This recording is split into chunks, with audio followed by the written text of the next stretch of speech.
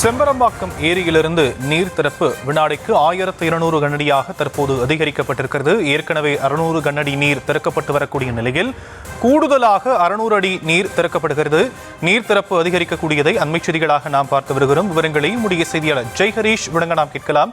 ஜெய்ஹரீஷ், தற்போது 1200 கனஅடியாக நீர் திறக்க முடிவு செய்யப்பட்டிருக்கும் நிலையில கரையோரம் இருக்கக்கூடிய பகுதி மக்களுக்கு என்னென்ன எச்சரிக்கைகளாம் கொடுக்கப்பட்டிருக்கு?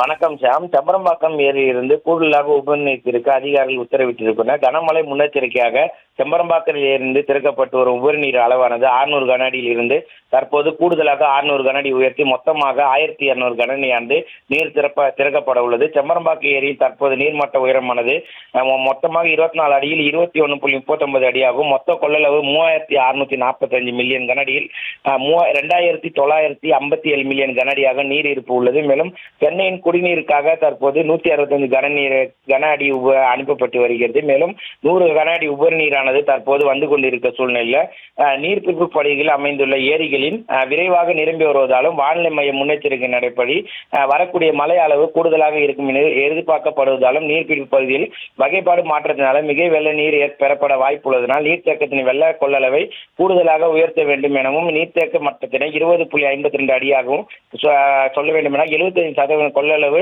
பராமரிக்க ஏதுவாக ஏரியில் இருந்து 1200 கன அடி நீர் வெளியேற்றப்பட உள்ளதாகவும் அதிகாரி தரப்பில் தெரிவிக்கப்பட்டுள்ளது. குறிப்பாக தமிழகத்தில் 23 மாவட்டங்களில் மழை எச்சரிக்கையானது விடப்பட்டுள்ள நிலையில சென்னை, செங்கல்பட்டு, காஞ்சிபுரம் மற்றும் திருவள்ளூர் ஆகிய மாவட்டங்களுக்கும் இந்த மழைக்கான எச்சரிக்கை விடப்பட்டது. இதன் காரணமாகவே இந்த பகுதியிலிருந்து நீர் வரத்து அதிகமாக இருக்கக்கூடும் என்பதால் செம்பரம்பாக்கம் ஏரியில் இருந்து உபரிநீரானது 1200 கன அடி நீரானது திறக்கப்பட உள்ளது குறிப்பிடத்தக்கது. சாம்,